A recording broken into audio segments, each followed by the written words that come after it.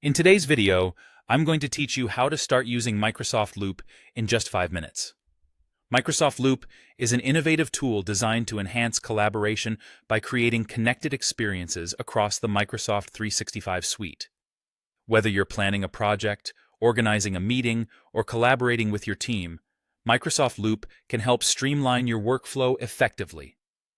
To get started, first, open your preferred web browser and search for Microsoft Loop. You'll want to navigate to the official site, so be sure to choose the appropriate link among the search results. Once there, you should see an option to sign in. Click on that and enter your credentials to access your Microsoft 365 account. If you're not yet signed in, you'll be prompted to do so.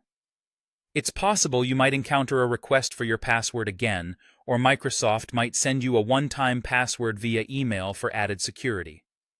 Don't worry, this is just a standard procedure to keep your information safe. Once you've successfully signed in, you should be directed to the Microsoft Loop dashboard. Now that you're at the dashboard, it's time to create a new workspace. Look for the New Workspace button and click on it.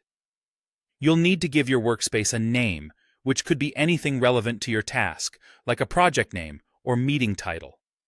This helps keep everything well organized and easily identifiable when collaborating with multiple projects. After establishing your workspace, it's time to bring your team on board.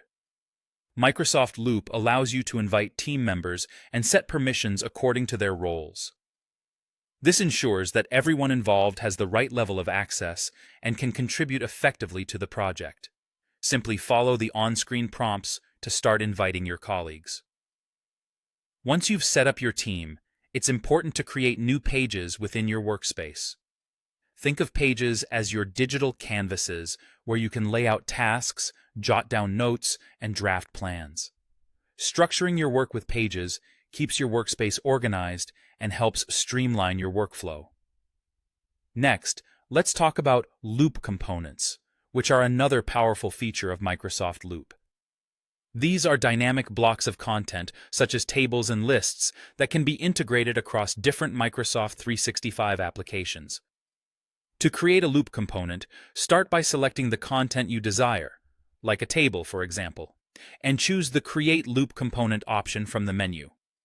Once your component is ready, you can copy it and paste it into other apps such as Outlook, Teams, or Word. The beauty of Loop components lies in their ability to sync across platforms. Any changes made to a component in one app automatically update in all the other locations where it's shared. This ensures that everyone remains on the same page with the most up-to-date information at their fingertips. And that's it. By following these steps, you'll be well on your way to leveraging Microsoft Loop's capabilities, enhancing collaboration, and boosting productivity. Thanks for watching, and don't forget to subscribe for more tutorials.